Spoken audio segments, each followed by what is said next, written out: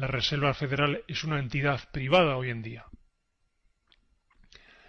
Y avanzando en la historia, además de tomar el control religioso, político y económico del país, nos vamos a encontrar con algo de gran interés para la historia. En 1939, Pío XII hace un discurso de Nochebuena. Y en ese discurso programa 5 puntos para la paz.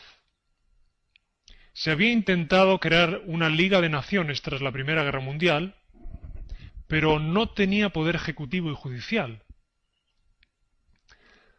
Así que Pío XII, según nos cuenta el autor Murray, él propuso, número 1, un nuevo orden mundial fundado en principios morales. Número 2, traer de vuelta a la sociedad a su punto de gravedad, que es la ley de Dios. Un nuevo orden fundado en esa inamovible roca, la ley moral. Eso está citado en el libro Uncharted Territory, que luego veremos con más extensión. En el libro Los católicos americanos y la formación de las Naciones Unidas, el jesuita Joseph Rossi nos dice: un organismo internacional, bien sea creado o readaptado, tendría que tener esos poderes para prevenir la ruptura de acuerdos de forma arbitraria. El mismo libro dice: los líderes católicos de Estados Unidos usaron el plan de paz de la Segunda Guerra Mundial para que el éxito de la Alianza Americana apoyara la idea de Naciones Unidas de Pío XII. Obsérvese bien que fueron los católicos, utilizando la nación de los Estados Unidos, quienes propusieron crear un organismo llamado Naciones Unidas. Esos esfuerzos que comenzaron en 1918 por los obispos católicos americanos. John Courtney Murray, teólogo jesuita, fue el autor de un libro llamado El patrón para la paz y el programa de paz papal, un año antes del fin de la Segunda Guerra Mundial.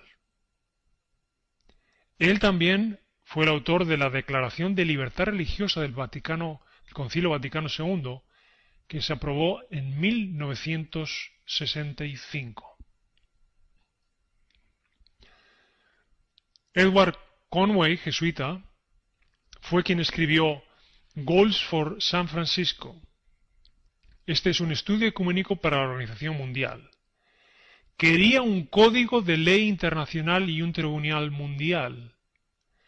Robert Graham, otro jesuita, fue el que ayudó a la creación de la oficina permanente de la National Catholic Welfare Conference en las Naciones Unidas. Ahí tenemos la conferencia sobre la Organización Internacional de las Naciones Unidas en San Francisco el 25 de abril de 1945. Esta conferencia trabajó al servicio de los jesuitas para modelar las Naciones Unidas a su gusto.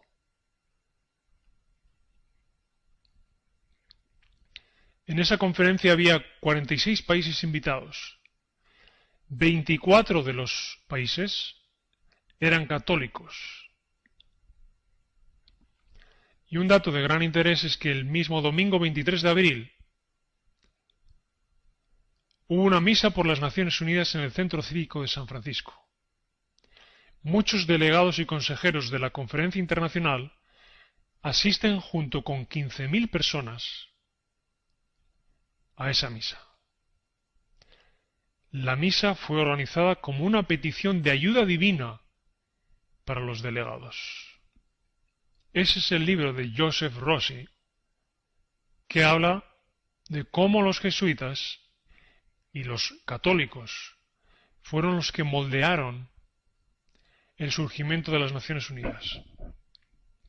Dice así la cita: Este libro es una crónica de la tarea soterrada de la Conferencia Nacional Católica de los Estados Unidos y las demás organizaciones católicas para moldear las Naciones Unidas a la imagen del orden mundial católico. Note bien lo que dice esta cita. Está diciendo que fue la Iglesia Católica y fueron los jesuitas quienes moldearon las Naciones Unidas a su imagen según el orden mundial que tienen preparado. O sea que una vez que lograron tomar el control del país de los Estados Unidos, utilizaron ese país y su estructura para crear las Naciones Unidas. En ese mismo libro leemos: los católicos americanos y la formación de las Naciones Unidas repasa los logros católicos en las conferencias previas en los ámbitos de ecumenismo, las leyes internacionales, los derechos humanos y los sindicatos. Y ahí tenemos la ley aprobada por el Congreso en los Estados Unidos en 1961, donde se transfiere el control militar de los Estados Unidos a las Naciones Unidas. En 1964, el Vaticano abre una oficina permanente para las Naciones Unidas.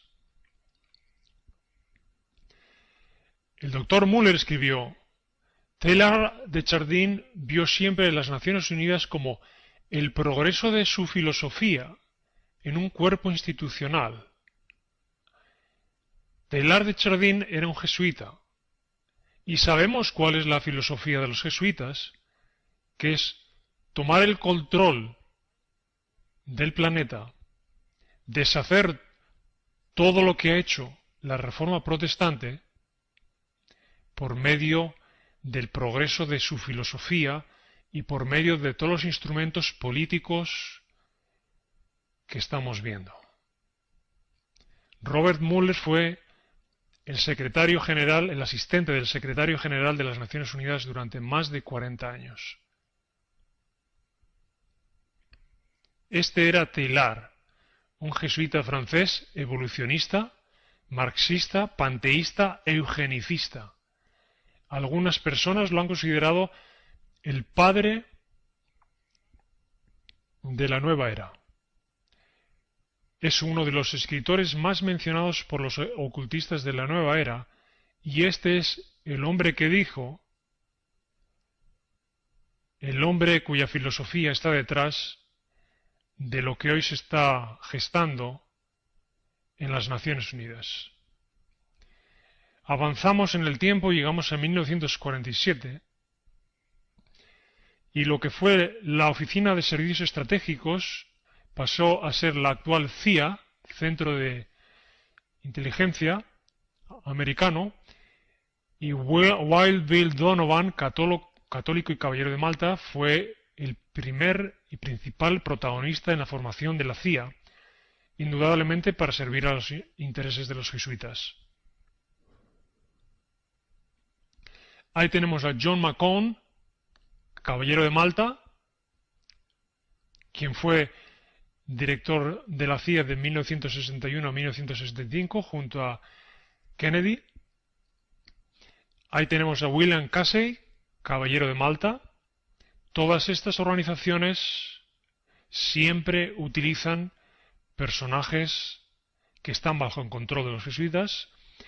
Ahí tenemos a George Tenet, caballero de Malta y alumno de los jesuitas en Georgetown. Y ahí tenemos a Clinton, que recibe la Eucaristía. Sabemos que Clinton estudió con los jesuitas, fue presidente de los Estados Unidos, y ahí aparece recibiendo la Eucaristía. Según el Catecismo Católico, dice: los sacerdotes católicos pueden dar la Eucaristía a personas no católicas que lo pidan por voluntad propia y que no estén en plena comunión con la Iglesia Católica. Pero al recibirla, dan evidencia de que sostienen la fe católica. Así que cuando Clinton recibía la Eucaristía, estaba de alguna forma dando a entender que sostiene la fe católica de los jesuitas. Ahí tenemos a Clinton, detrás Bush y Al Gore, en el funeral del cardenal O'Connor, que es realmente la persona a la que ellos obedecen en primera instancia. Y ahí tenemos al propio Clinton con la familia Bush, Condoleezza Rice, arrodillados ante Juan Pablo II, que es un instrumento a quien ellos sirven. En el libro La masacre de los davidianos hace referencia a Waco y hace referencia a que actuaron como contra una secta, según las autoridades americanas, y que aquel evento solo fue una prueba de lo que ocurriría con las iglesias no oficiales a las que se catalogará de sectas. Y el propio Clinton, que era entonces quien presidía el gobierno, dijo: quiero decir, como lo hice ayer, que siento mucho la pérdida de vidas al principio y al final de la tragedia de Waco, y yo espero que las situaciones difíciles que los agentes confrontaron allí y que sin duda se les requerirá confrontar en otros contextos en el futuro, se manejarán de forma más efectiva por la lección que han aprendido ahora. Bill Clinton diciendo que habrá otros contextos en el futuro en el que habrá que actuar contra sectas, o lo que ellos catalogan sectas, y una persona hablando por boca de los jesuitas, para ellos una secta es todo aquello que no comulga con la doctrina de Roma.